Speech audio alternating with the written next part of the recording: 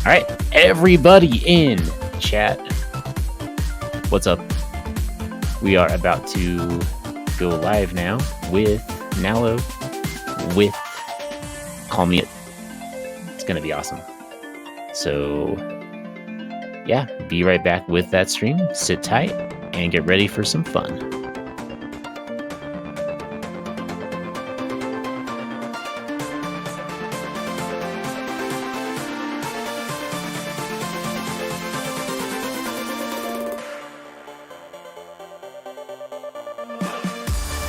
So am I on stream now? Yeah, you're live. Neat. What's up? How's it going? Just to make sure, the game sound is alright, right? So I'm moving back and forth so you can hear clicking. I think it's okay. Alright, cool. So do you want me to just go into it then? Yeah, you can give us a countdown whenever you're ready. Alright. 5, 4, 3, 2, 1, go. Yay! Good luck now. Thank you very much. So yeah, welcome everyone to I Wanna Call Me It. If you've been watching the last couple of marathons, you may have seen this in the schedule.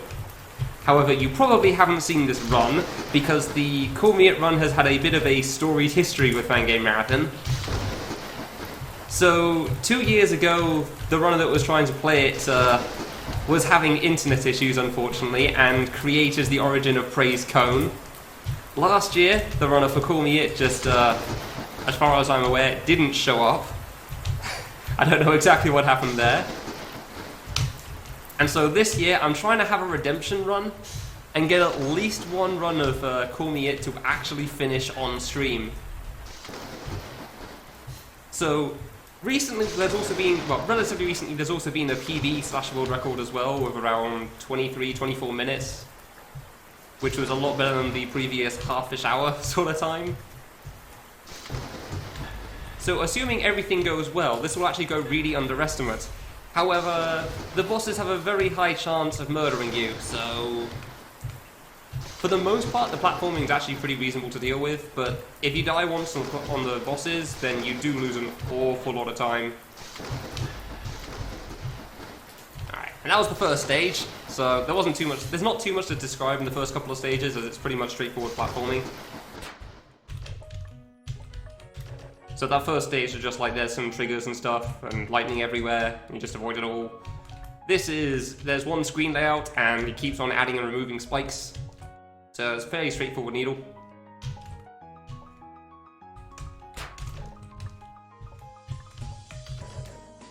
Then we'll get on to stage 3, which I'll describe when we get there, and then we get on to the first boss. So yeah, the main purpose of this run is mostly just see if we can actually get to the end for once, because I'm tired of Call Me It not managing to finish during the main stream. Just 1 year I want it to go well, so that's what we're hoping for today. Yeah, the bosses are pretty much the main part, the main problem with Call Me It run though. Like, if you want it to go well, you pretty much just have to first try the 3 bosses in the game. The platforming only really matters once you get to that point, in terms of trying to get a good time. Okay.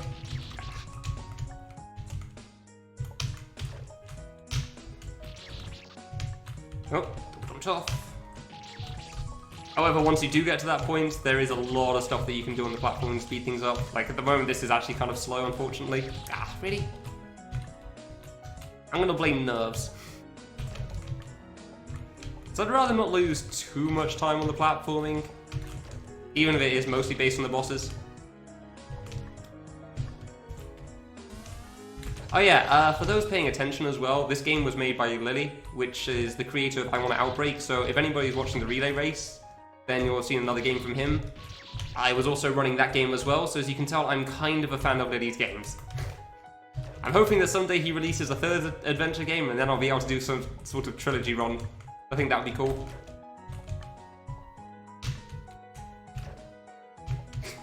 No problem, yes. I get the reference, don't worry. Alright, so this jump's actually kind of hard here. Not the diagonal, this one here. Ah. So you got to double jump really quickly on this. Nice. Nope. The worst that could go wrong is history repeating itself. Yay! Hey, and there's Lily in chat. Hi, Lily. I hope this run goes well. Please raise your SM Orcs for Lily in chat, guy who made the game. Alright, so this hasn't been the greatest stage 2, unfortunately. The way you can tell if stage 2 is going well is by the end. If the song hasn't looped, then you're doing good, and if it does loop, then it means you've messed up somewhere. And I've definitely been messing up quite a bit on this stage too, just because of trying to think about what to talk about, and focusing on just not letting my nose get the better of me.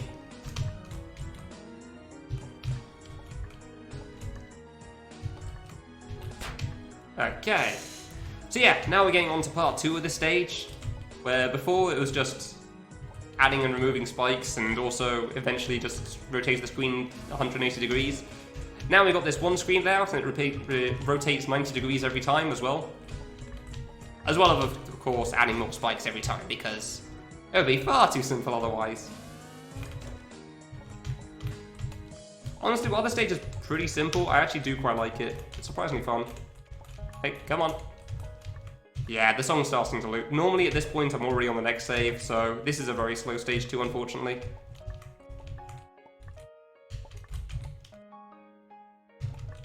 There's been a lot of mistakes, unfortunately. Yeah. So normally in a good run, this is around the point I actually be beating this screen.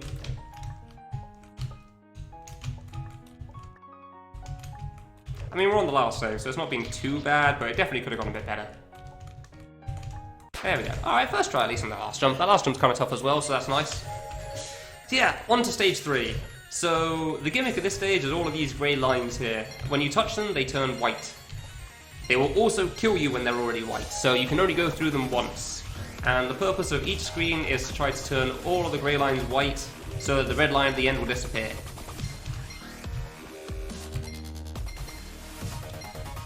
So while the start of it is pretty simple, it's a fairly straightforward path. Ah, missed the line, damn. By the end, there's a lot of like choose your own direction stuff going on. So like here, for example, I used to go up top, and then I saw Pyun do a strat that goes down first, and I thought that looked a lot better. So now I go down here instead.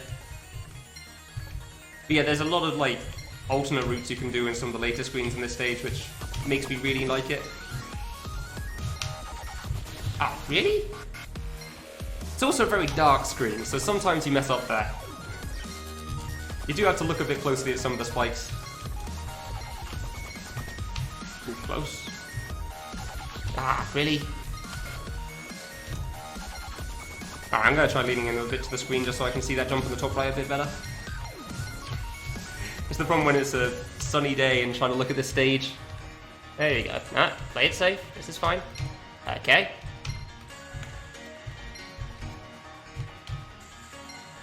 That's a real pain in the ass, that's for sure. Kembaru. Okay, alright.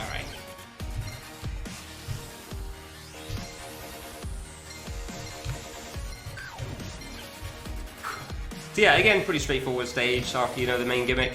Touch the lines, get through everything, don't die to the end, and everything's good in life.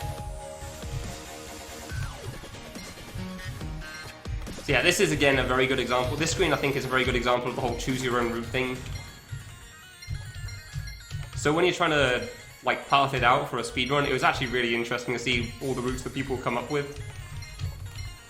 And then trying to decide which route is best. Okay.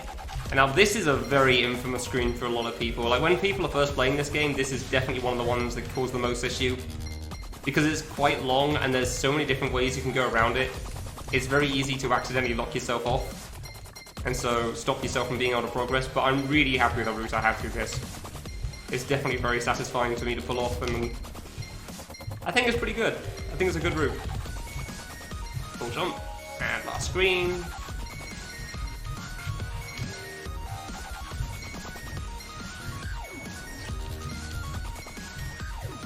I'm genuinely surprisingly nervous for this dude. Touch that. Alright, okay. Alright, and on to the first boss. So for the most part, this boss is actually pretty simple. Most of it's not too hard to do right. The main difficult part, unfortunately, comes right at the end of it. Literally the last attack in the fight. But yeah, I'm pretty sure as far as the credits are concerned, it doesn't actually call this a boss. It just calls it a stage/platforming thing.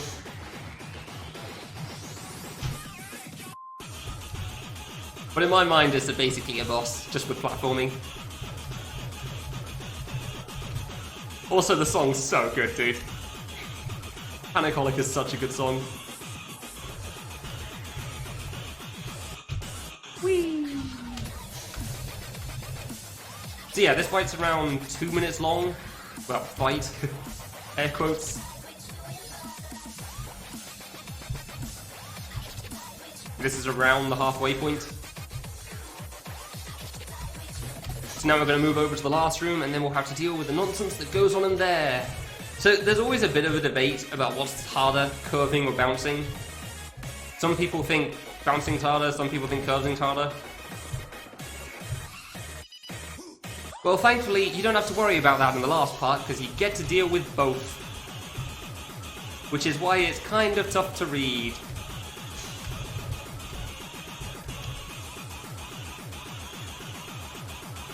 So I'm going to pay extra attention here. Alright, that was a pretty good first try. That was surprisingly easy. I will take that.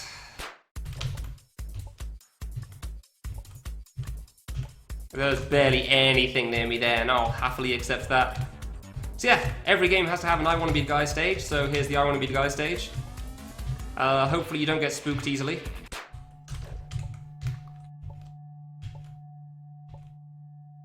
Yeah, I Wanna Be the Guy stage, like I said, so... Everyone knows that I Wanna Be the Guy is the scariest in existence, so yeah. Hope you don't get too scared. I'm not doing the corner because we are trying to worry about time here. We are not skipping the save, thank you.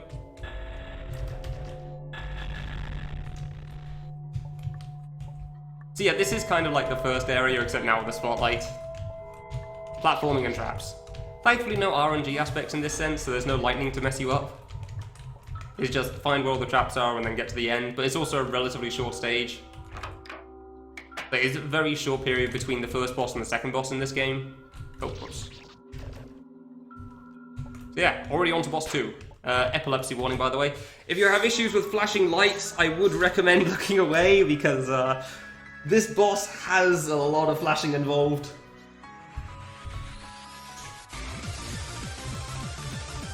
However, the song is so good.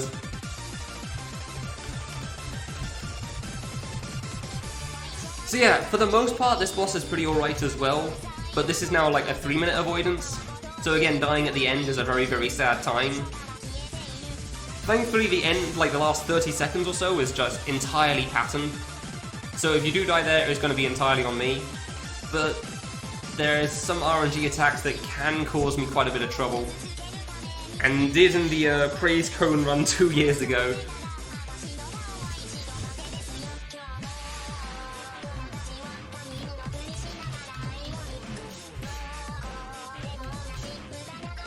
So yeah, for the most part, I don't really have too much I'm going to be saying during the avoidances. I'm just going to be trying to pay attention to just not dying. There's not too much to explain really on all the attacks. They're relatively straightforward as you see them. Like, there's spinning here, stand in the corner, jump at the end, easy enough. And so on and so forth.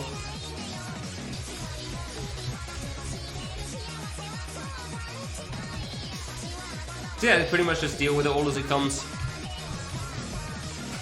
Epilepsy warning. Nope. No, damn, I misread that. Should have gone left.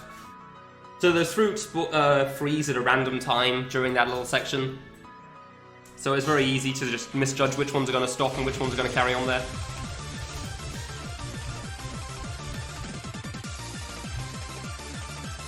And then you've got a little bit of a flashing part afterwards as well, so you do have to pay quite a bit of attention. But yeah, so while the estimate for this game is 35, even though my PB is 23 minutes, you can very quickly see why. Because any deaths from the boss, any deaths from any of the bosses can take quite a bit of time. Oh, really? On the plus side, it means you get more of the music, and the songs are really good, so that's nice. I didn't talk during the entire avoidance. There was at least 5 seconds where I didn't say anything.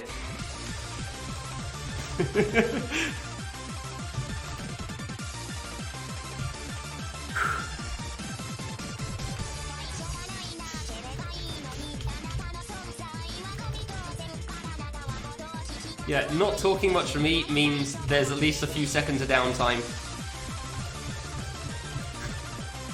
It's not like most people where they say they won't talk and then they don't talk for like 5 minutes plus. A little bit close. Because a lot of the stuff I say is just pretty much just literally what I'm thinking at the time. So it doesn't take any extra effort on my part. If you don't enjoy that style of commentary, I apologize. But that's what I do.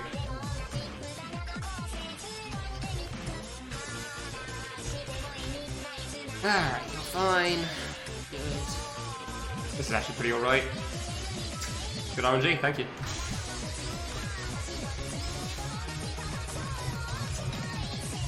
So yeah, the heart attacks in my mind are like the yellow cherries, the red fruit right after, and then the shapes falling down right at the end. The shapes falling down at the end are a huge problem for me, that's for sure. So I'm really hoping that they go well this time. Yeah, round 2 of this. Alright, that's a lot better. Didn't completely misread it this time.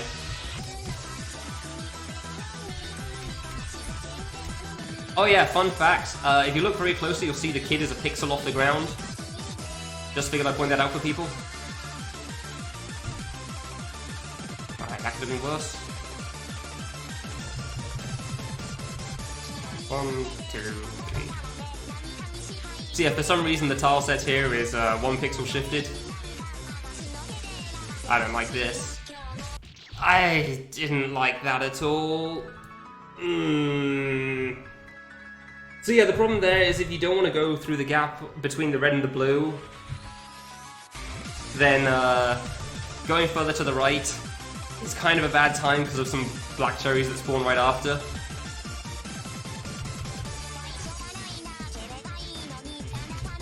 So going any further to the right than that is kind of a risk in itself. On the plus side, now you get to truly appreciate the 1 pixel off the ground that the kid is, so hope you enjoy that. You get more time to truly see that. So I'm glad people get to enjoy that part of this fight.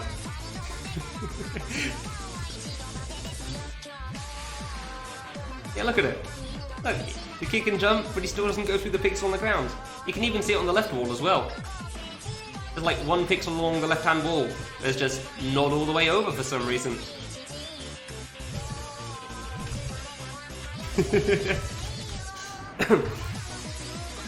Alright, this is fine. I've had worse red attempts, honestly.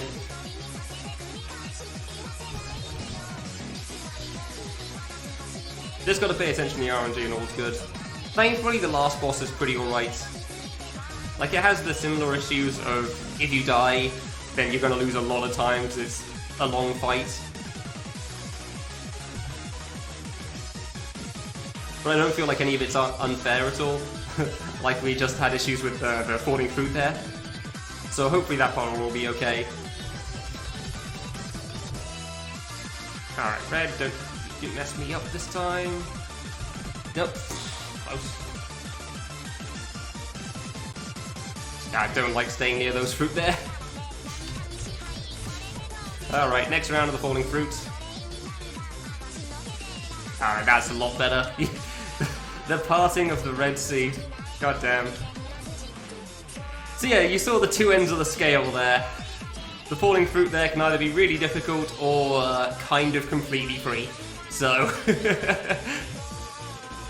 So yeah, everything from this point onwards is pattern.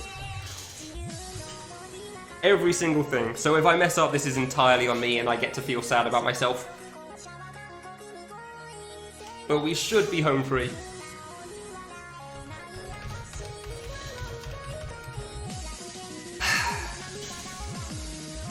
Nothing quite like to get your nerves up like this part, that's for sure.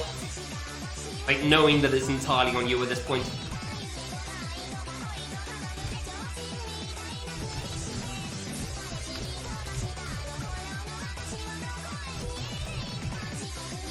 Man, is it pretty, that's for sure.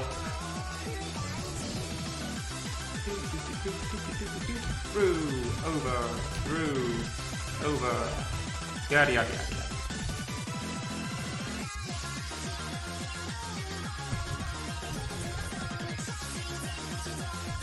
Alright, and just slowly to the right. And we should be cured. I'm pretty sure I'm invincible now. Yeah, cool. Alright, we're between games, are we? I see. Alright, boss 2 down. Cool. I don't know exactly when you get God mode and you can't die at the end of that, but always best not to play too risky at the end, considering it's entirely pattern. So yeah, final stage. More straightforward platforming again, but it's Lily's platforming, so it's really good. No bias here, by the way. Oops. Ah, come on. This jump's a bit tough. There we go. Come on, walk off the edge. There we go. Always a bit risky trying to go for that save, because you've got to play it a bit safe. But yeah, the end of this jump is actually quite difficult. Trying to double jump for that warp there. Tapping left and right a little bit to avoid the mini spikes is pretty alright. Make sure you don't bonk. Thank you.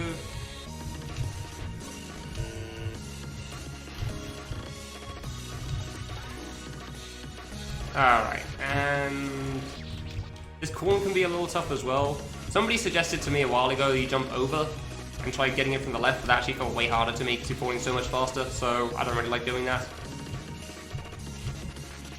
Ah, come on. The best save design for a save. There we go. Ah, come on. Guess I got a bad wall there. There you go. So yeah, normally this stage goes pretty quickly because it's only 3 screens long. Like, this is the last screen already. Like, this game is mostly for the bosses, that's for sure. All the platforming comes before the first boss. Oh yeah, small shortcut here thanks to Wolfie recently. Turns out you can just go around the right hand side there instead of the left, which I only recently discovered.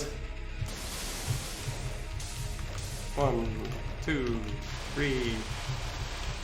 So yeah, I didn't know about that trick for a long time. You can just run around the side, because the warp's not the warp. There's an invisible block that's the warp. Yeah, I know, Lily. Agreed. So yeah, the warp isn't the warp, there's an invisible block that warps you instead. And it turns out you can just jump up there for it, so...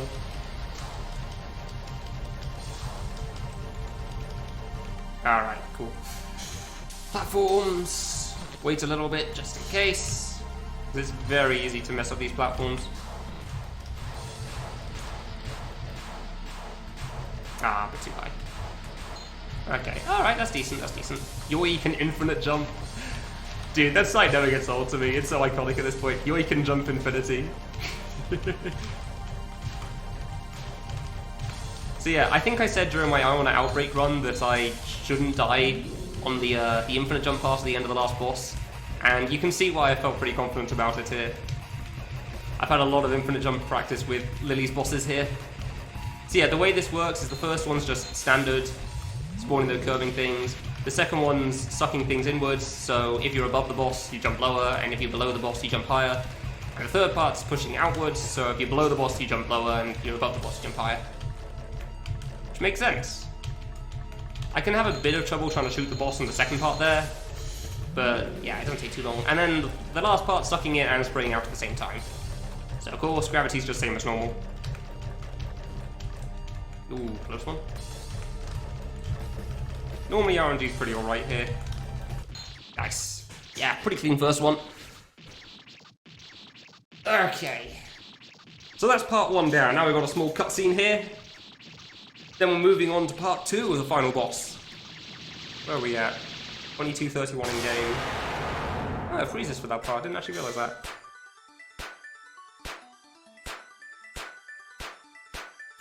So yeah, this boss will spawn 4 circles, as you'll see in a moment, and the aim is to take them all down. I'm currently playing on version 1.0 because that was the version played in the last couple of years that I wanted the redemption arc for. So, in version 1.0, if you go off the edges of the screen, you'll die, but in V1.5, if you go off the edge of the screen, you'll just loop around, which does make things drastically faster. Which is why it's generally considered a different category.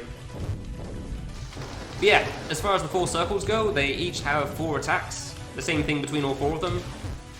They'll spin around, and whichever colour is pointing towards the boss in the middle is the colour attack they're going to do.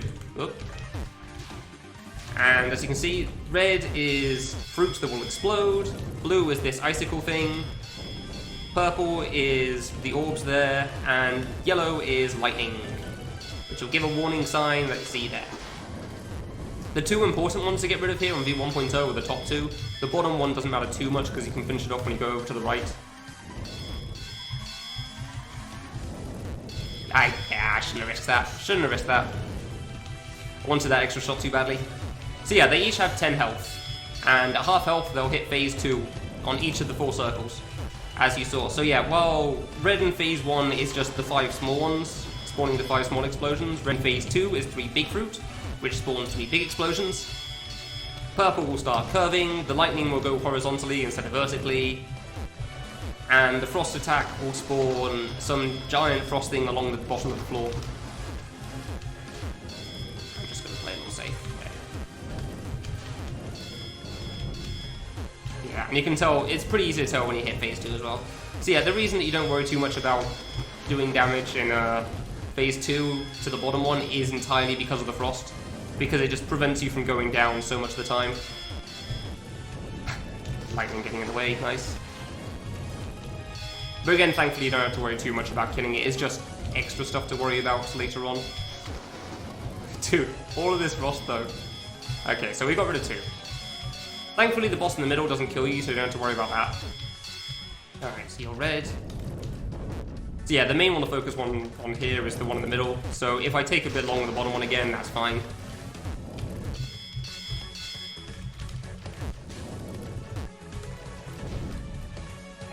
And the 2 main colours that you really have to worry about here are the red and the purple.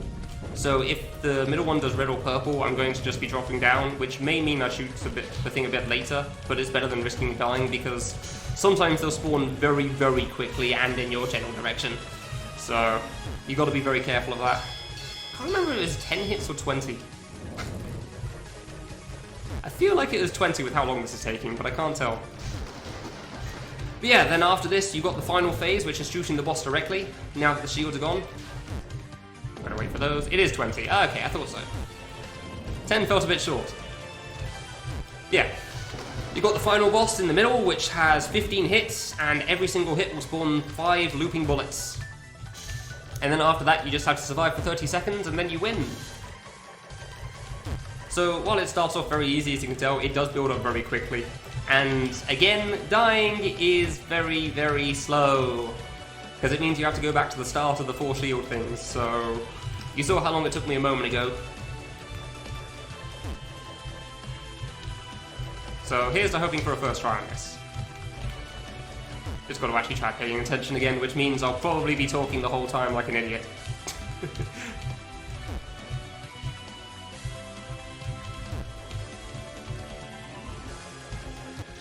Alright, that's the 15 hits.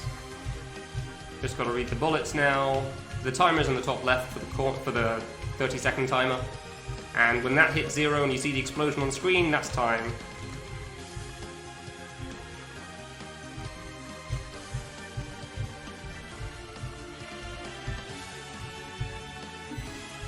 Last 10 seconds. This has been pretty open for me so far, honestly. This has been very easy last RNG time. Ah, yes. Yeah, the sprite kills you in 1.5 years, but not in 1.0. That was actually pretty easy for the end. I got pretty lucky there. Nice. Finally. And that's Call Me It at Fangame Marathon, without it crashing and burning because of the runners. Yay! Wow. Congratulations. Thank you very much. What was the time in the end? I might have split a tiny bit late. That's fine. 2030 was what shows up on the timers. 2030? 2030. Oh, okay. I was gonna say 2030 would be some godlike time, that's for sure. Ooh. All right, cool. Yeah, I don't. Congratulations. Thank you very Sounds like much. you've been wanting to finish that run in the marathon for quite some time. Like I said, like last year, the run just didn't happen. The year before, I was the runner and my net just crapped itself. So, yeah, well, there's the reason praise cones on emotes in chat now in Fangame Marathon.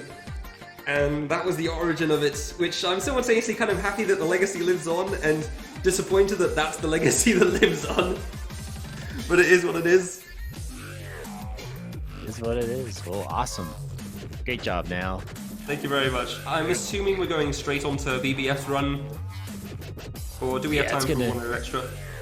It's gonna be a pretty quick transition here. We're trying to catch up a little bit. So thank you so much, Now. It's great to have you here. You are one heck of a...